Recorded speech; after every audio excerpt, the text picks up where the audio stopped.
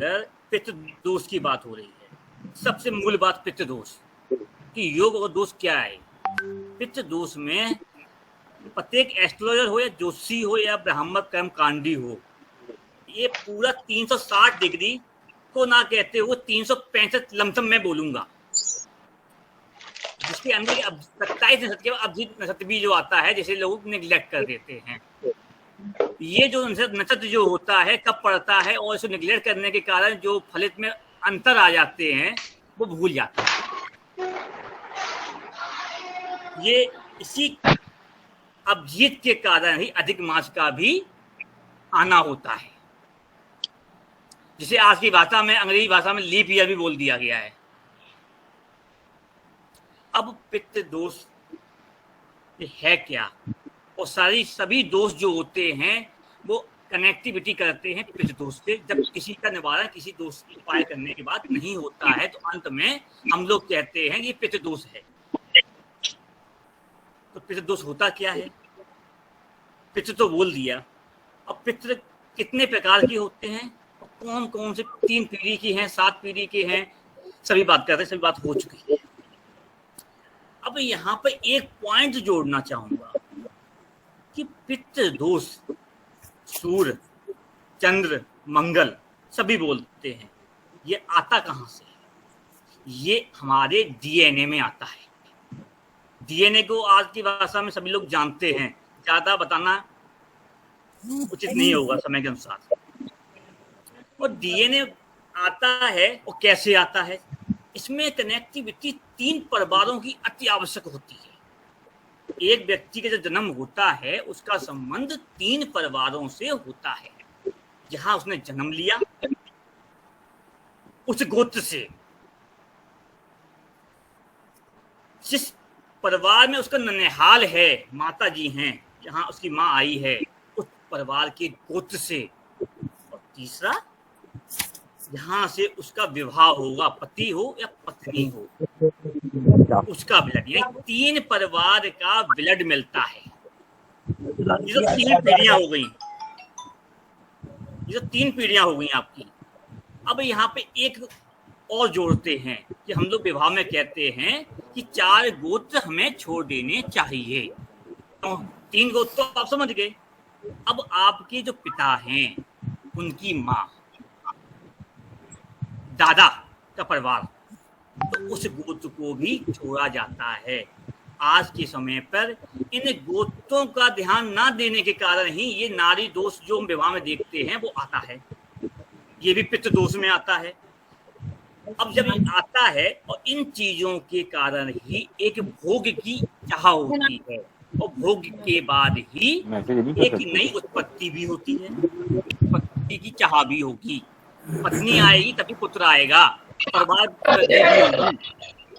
तो उसके ब्लड के अंदर, डीएनए के अंदर जब भी दिखेगा कि कौन सा दोष हमको आया है और किसका हमें निवारण करना है।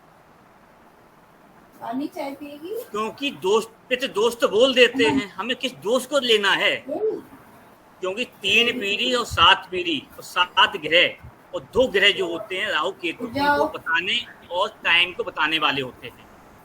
तो टाइम को बताने वाले हैं, वो टाइम कैलकुलेशन करते हैं किसकी, आपने कितना चल लिया उस टाइम की काल गणना को। इसीलिए इन दोनों को दोष दिया जाता है। 7 पीढ़ी और ये आने के बाद इन 7 ग्रहों के द्वारा योग बनते हैं, पितृ दोष के काफी लक्षण बनते हैं। अब 7 पीढ़ी में ढूंढिए, अगर 365 डिग्री के अंदर ढूंढिए। अब सारे एक ही उपाय करवाएंगे तो वो दोष खत्म नहीं होगा। अब बात आती है कुंडली के ऊपर होने वाली। शिक्षक जी, माइक ऑफ करेंगे तो क्या? हाँ जी, हाँ जी, हाँ जी। सबसे पहले आप कुंडली पे अगर लगन कुंडली उठा के देखिए, आपका लग्नेश कहाँ बैठा है। कोई कभी ये देखता ही नहीं है कि लग्नेश कहाँ बैठा है, आप क्या करने आए हो या क्या दोष लेने आए हो। लग्नेश जहाँ बैठा है, अगर वो उस जगह पर पीड़ित हो रहा है और उसके काल के अनुसार, भाव के अनुसार वो किस पीढ़ी या किस डीएनए संबंध परिवार का दिखा रहा है, उसका दोष लेके आया हुआ है। अगर नवम भाव 1, 5, 9 है तो ये आपके घर का हो गया, आपके पिता से पुत्र और स्वयं आ गए। इसी प्रकार आप चौथे भाव को कनेक्ट कर सकते हैं माता से। अष्टम भाव है कि त्रिकोण को लेके आप ससुराल। छठा और 12वां भाव है ननिहाल और दादा की तरफ से ले सकते हैं। अब यहाँ पे अगर किसी का लग्नेश नवम में बैठा हुआ है और वो पीड़ित है और पितृ दोष लग रहा है, तो वहां उस ग्रह के स्वामी को देखिए वो कहाँ बैठा हुआ है। वहां से शनि और राहु या केतु निकलेंगे, आपको आपके लक्षण आपकी लाइफ में पितृ दोष के आ जाएंगे, आप परेशान हो जाएंगे उस नवम भाव के स्वामी के कार्यकर्ता के अनुसार। अगर किसी का सपोज कर लीजिए शनि नवम भाव में बैठा हुआ है और वो पीड़ित कर रहा है कि शनि अगर नवम भाव में आता है, गुरु का भाव होता है, गुरु के आडंबर को दोष लगे हुए को वो कहता है आप हवा हवाई ना हो, आप नीचे आइए। अगर तब दोष कब जब भी उस राशि के कारक जो भी ग्रह है उसके ऊपर से निकलेंगे, उसके जो कारक हैं उसके ऊपर से जब भी राहु या शनि निकलेगा तो आपको फॉल्ट दिखाई देगा उन कारक तत्वों के अंदर। अगर बॉडी के अंदर है, सूर्य नवम में बैठा है, तो हो सकता है उसके फेस पर ही दाग दे दे। सपोज कीजिए इसके माथे पे अचानक यहाँ पर ब्लैक सिंबल आ जाए, निशान आ जाए, तो समझ लीजिए उसका जो संबंध है शुक्र सूर्य शनि राहु के कनेक्टिविटी से हो गया है। पितृ दोष भयंकर लगा हुआ है। इस समय मान हानि भी हो सकती है। आदमी अपने को एक लॉक भी कर सकता है, सत्ता का हनन भी हो सकता है। इससे आप बता सकते हैं कि पितृ दोष आ चुका है। एक चीज और, मंगल केतु को कोई नहीं देखता कि पितृ दोष में आता है। कई मैंने देखा है ये आपके भाई या आपके जन्म के पहले आपके चाचा ननिहाल के भाई की माँ के भाई को भी दिखा देता है, मामा को भी। अकाल मृत्यु होती है और उसका निवारण नहीं हुआ है अगर, जिसके कारण भी ये योग देखे जाते हैं। ऐसे लोगों की शादी में विघ्न आता है, संतान उत्पत्ति में विघ्न है, और यहाँ तक कि मैंने बहुत देखा है कि कुल दीपक ही नहीं आता है। अगर किसी पुरुष कुंडली में मिल जाए कुल दीपक ही नहीं आएगा, पुत्रियां होंगी, और पुत्र हो भी गया तो पुत्र भी नहीं मिलेगा। ये भी आप यहाँ बता सकते हैं कि आपके घर में एक किसी पुरुष की मृत्यु हुई है जो अकाल है, जिसका आपने कोई भी निवारण नहीं किया है। क्योंकि पितृ दोष तो बता दिए, उपाय तो बता दिए, कौन सा उपाय होना है ये कभी ध्यान ही नहीं देते हैं। इसके बाद जिसके भी कुंडली के अंदर भाव, तो मैं बाद में बात कर दूंगा कभी अंत में, शनि केतु है, अगर शनि केतु तो उसकी पिता ने ऐसा दोष लाया है तो डीएनए में लगा सकते हैं, क्योंकि डीएनए बिना तो दोष आता ही नहीं है। जो दोष आया है तो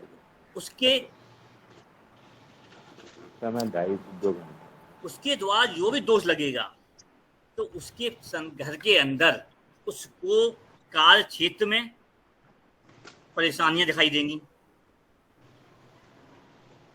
कार्य क्षेत्र में परेशानियां आएंगी। और सबसे बड़ा यहाँ पर एक लक्षण देखने को मिलता है, ऐसे लोगों को अपना कार्य क्षेत्र भी कई बार बदलना पड़ता है,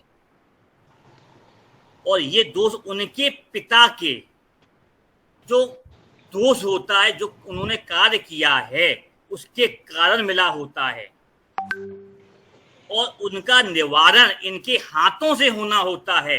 विशेष तौर से वो भाव में बाद में बताऊंगा कब कहाँ होता है। और इस योग में कई बार देखने को मिलता है कि जातक को पुत्र संतान ना हो, और हो जाए अगर पुत्र संतान तो पुत्र वियोग का दुख भी झेलना होता है। तो इस योग होने पर उस जातक को अपने पिता पितामह का इतिहास याद अवश्य पूर्णतः विधि से अवश्य कराना चाहिए कि पिंडी और आपके चमकेश्वर जाने से कुछ नहीं होने वाला। एक उपाय मैं बताता हूँ, बहुत ही सिंपल सा। पूर्ण लाभ पूर्ण खत्म नहीं होगा, लेकिन उपाय अगर आप करते हैं तो लाभ अवश्य होगा। हर अमावस आती है, सभी जानते हैं। अमावस के एक दिन पहले कौन सी तिथि आती है? चतुर्दशी। और एक मूल बोलचाल की भाषा में व्यवहार भी है कि अगर जब तक आपको निमंत्रण ना दिया जाए तो आप किसी क्या निमंत्रण में जाएंगे क्या? नहीं जाएंगे ना। जब तो तक आपने अपने पितरों को गुरु जी मैं तो आपको रोक रहा हूँ, मत रुकिए आप। जब तक आपको निमंत्रण नहीं मिला तो आप नहीं जा सकते हैं। तो आपके कुल देवता या कुल पितर हैं वो कैसे आएंगे? आवाहन नहीं हुआ तो कैसे आएंगे? तो हमारे यहाँ हल्दी अच्छत बोलते हैं चावल को। तो एक ब्राह्मण से जब तक हम पितरों का और कुल देवताओं का आवाहन चतुर्थी को नहीं करते हैं, निमंत्रण नहीं देते हैं, तो अमावस्या को आपके यहाँ। बिल्कुल ठीक है सर, बिल्कुल ठीक है। उपाय भी यही करते हैं। जानकारी होने के कारण ही पितृ दोष का निवारण ही नहीं हो रहा है कि पहले आह्वान करिए, उनको लाइए, बुलाइए। जब वो आएंगे उसके बाद अगले दिन आपकी रसोई के अंदर जो आपकी ग्रह लक्ष्मी है वो नहा धोकर एक पंचमेवा की खीर बनाएगी। उसके पहले किचन में झाड़ू पोंछा न सभी लोग नहा लेंगे, कोई भी चीज नहीं बनेगी।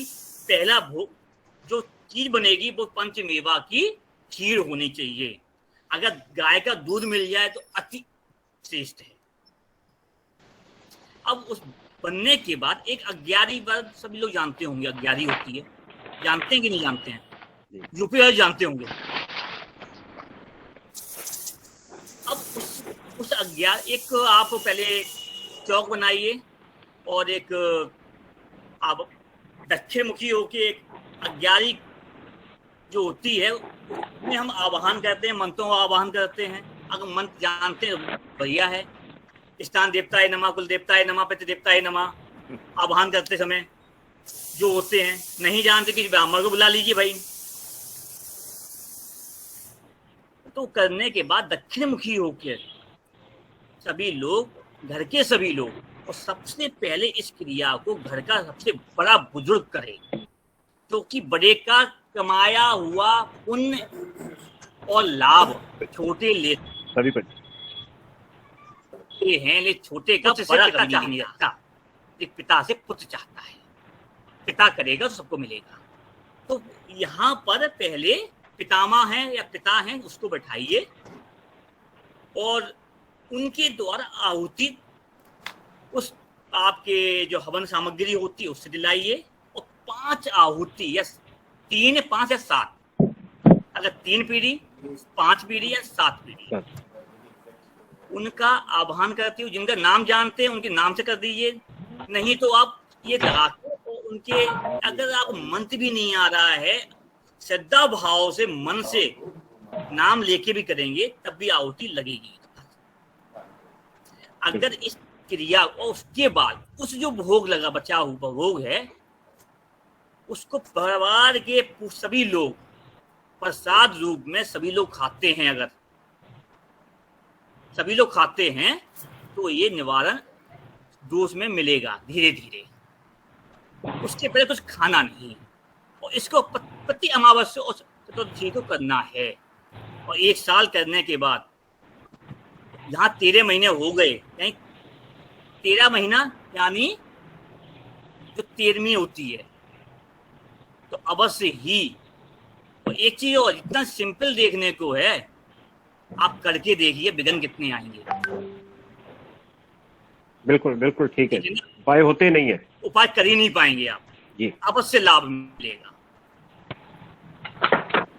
अब आती हस्तरेखा भी आपको बता देते हैं तो दोस्त कब दिखाई देता है, जानना चाहेंगे? प्लीज। हाथ दिख रहा है, दिख रहा है एक मस्तिष्क रेखा होती है, एक जीवन रेखा होती है। जी। स्टार्टिंग में एक ज्वाइंट होता है, ये आपके घर का कुल है। जब भी यहाँ पर के ऊपर या नीचे त्रिकोण बनकर, जाल बनकर कोई रेखा शनि पर्वत पे जाने लगे, यहाँ राहु क्षेत्र पे आने लगे और उस पर कट भी आने लगे, तो समझ लीजिए आपके घर के अंदर पितृ दोष आ रखा है, भूमि विवाद आ गया, पैसे में दिक्कत आ गई, लड़ाई झगड़े होने लगे रसोई में, खाने। और यही देखा यहाँ से जंजाल बनकर शुक्र क्षेत्र पे भी आ जाए तो घर की महिलाओं में भी आफत आ जाती है, नहीं बनती है। ये लक्षण है कब आपके जीवन में आ रहा है। शनि क्षेत्र पे जा रहा है और कोई रेखा काट रही है, प्रॉपर्टी विवाद भी देखने को मिलते हैं कई बार। और कहीं कहीं तो ऐसा होता है सिंगल भाई है लेकिन वहां पर उसको कोई प्रॉपर्टी मिल रही होती है, समझिएगा, ननिहाल सल से, मामा पद से या फिर बुआ पद से, उसमें भी विहन में देखने को मिलेगा। ये भी पितृ दोष है क्योंकि ये भी डीएनए से आया हुआ है। और एक चीज, कोई भी पितृ दोष है, अगर वास्तु की बात सुनना चाहेंगे? बोले बोले। कुंडली के अंदर बहुत आसान है कि जो दोष बन रहा है उस ग्रह को और उस ग्रह की राशि, जो बैठी हुई राशि और भाव की राशि दोनों कनेक्ट करके उस दिशा को देखेंगे तो आपको वहां पर पितृ दोष अवश्य देखने को मिल जाएगा अपने आप। कि सपोज करिए सूर्य है अगर, तो उस दिशा से सूर्य की रोशनी ही नहीं आ रही, और जब आ रहा है, जब ये दिक्कत आई है तो समझ लीजिए आपके घर में किसकी कुंडली ऐसी है कि उस टाइम से जन्म हुआ है और उसी टाइम से सूर्य की रोशनी में आपने कोई तोड़फोड़ करवाई या स्थान किया है, तो वहां से आपको पता चल जाएगा। वास्तु से भी देख सकते हैं आप, क्योंकि सभी ने उपाय तो बहुत बता दिए, 4 घंटे बाद उपायों पे बहुत हुई है, लेकिन जो उद्देश्य था हमारा कि कुंडली और पे कैसे देखने को मिलता है, ज्योतिष पे कैसे पकड़ते हैं, पैसे कुंडली से कैसे पकड़ते हैं, वास्तु से कैसे पकड़ते हैं, और यहाँ तक कि हस्त रेखा से कैसे देखते हैं। मुख्य उद्देश्य यही है। उपाय बताना तो आसान है लेकिन उस परफेक्ट उपाय बताना ही ज्योतिष का मुख्य अर्थ है। कि जब तक नारी ज्योतिष जो है वो यही कहती है, जब तक आप किसी की जड़ यानी नाड़ नहीं पकड़ेंगे तब तक आपको उसका प्रतिफल नहीं मिलेगा। उपाय किसका करना है ये तो जाने। बिल्कुल।